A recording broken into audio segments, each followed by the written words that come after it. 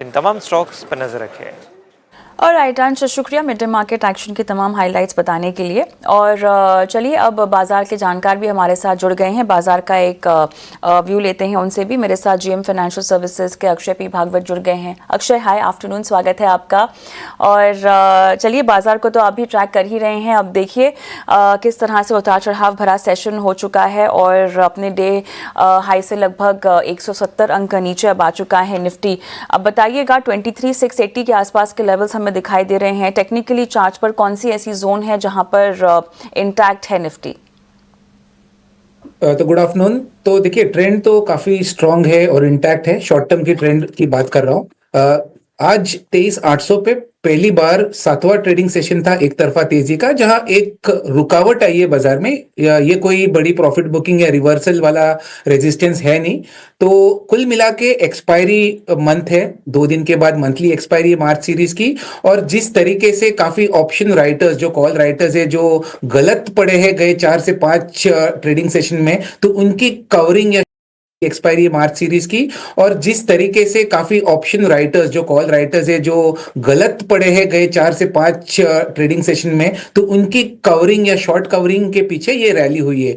तो जिस तरीके का टेक्निकल सेटअप है, 23,500 ये आपका बहुत स्ट्रॉन्ग सपोर्ट है। काफी ऑप्शन पुट राइटिंग वो बेस बनाता हुआ दिख रहा है आने वाले मार्च सीरीज की एक्सपायरी के लिए। और अभी भी ट्रेंड इंटैक्ट है, बस आज साइडवेज बाजार है क्योंकि एक्सपायरी के पहले एक ब्रीदर ले रहा है। और कुल मिला के जो टेक्निकल सेटअप है वो 24,150, जो पूरे डाउनफॉल की 50% फिबोनाची रिट्रेसमेंट है, उस तरफ जाने की तैयारी कर रहा है। तो कुल मिला के बाइंग की तरफ ही रणनीति बनाने की हमारी रिकमेंडेशन होगी। और 24,150 ये टारगेट को आप बना के आप बाइंग पोजीशंस अपने इंटैक्ट रख सकते हैं।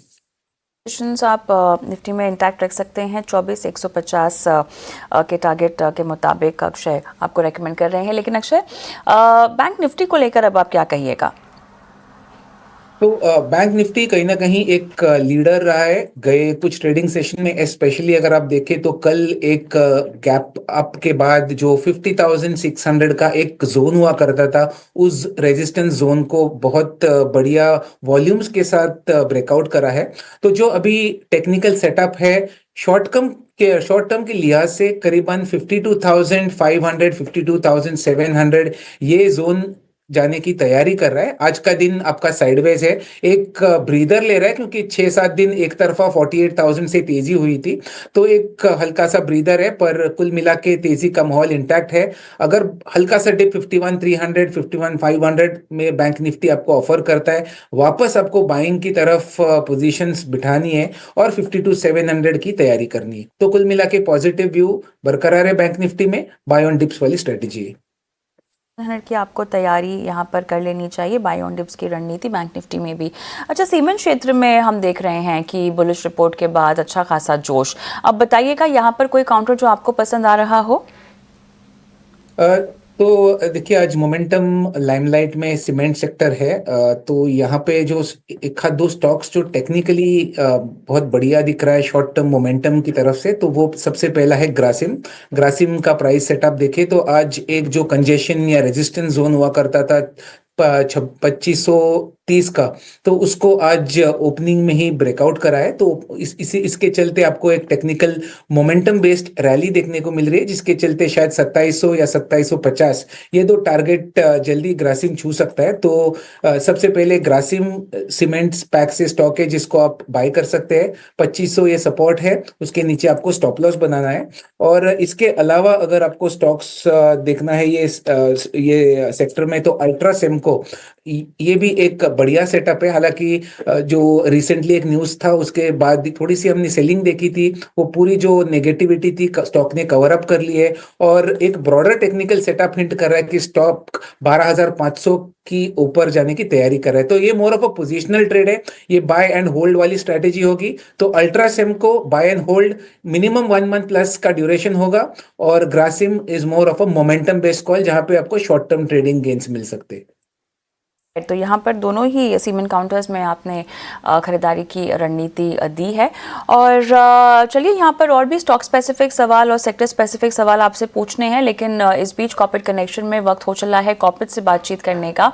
और आज बात होगी रेल विकास निगम यानी RVNL की, जो देश में रेलवे इंफ्रा के विकास से जुड़ी हुई कंपनी है। कॉर्पोरेट के साथ जुड़ते हैं। RVNL पर बातचीत हमने की है, ब्रेक पर गए। उससे पहले अक्षय चार्ट देखकर बताइएगा कि क्या कोई पोजीशन बनाई जा सकती है।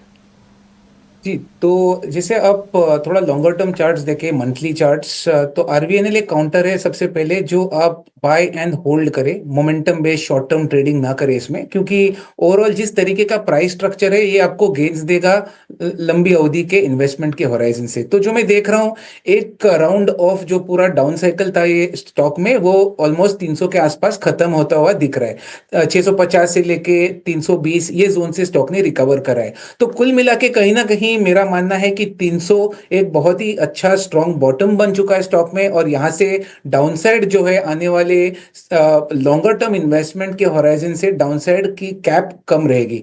तो आपको इन्वेस्टमेंट के माध्यम से आप धीरे धीरे 300 तक ये स्टॉक बाय करने के लिए एवरेज आउट कर सकते हैं। कुल मिला के लॉन्गर टर्म में एक रिकवरी या रिवर्सल की एक्सपेक्टेशन रखें। एक महीने, एक साल प्लस के इन्वेस्टमेंट होराइजन के आप 570 या 600 ये दो टारगेट एरिया से आप ये स्टॉक को बाय कर सकते हैं। नजरिया आपको रखना होगा RVNL में। बहुत बहुत धन्यवाद अक्षय, आपने समय निकाला और तमाम स्टॉक्स पर राय दी आज दर्शकों को। और जाते जाते आपके डिस्क्लेमर्स बताना चाहेंगे आप? जी, तो जो स्टॉक्स डिस्कस कर रहा है शो पे, मेरी कोई पर्सनल होल्डिंग्स है नहीं, उनमें स्टॉक्स हमने क्लाइंटों को रिकमेंड किया होगा। धन्यवाद अक्षय। इसी के साथ कॉर्पोरेट कनेक्शन में फिलहाल इतना ही। ब्रेक लेते हैं, ब्रेक के उस पार स्टॉक फटाफट। नमस्कार।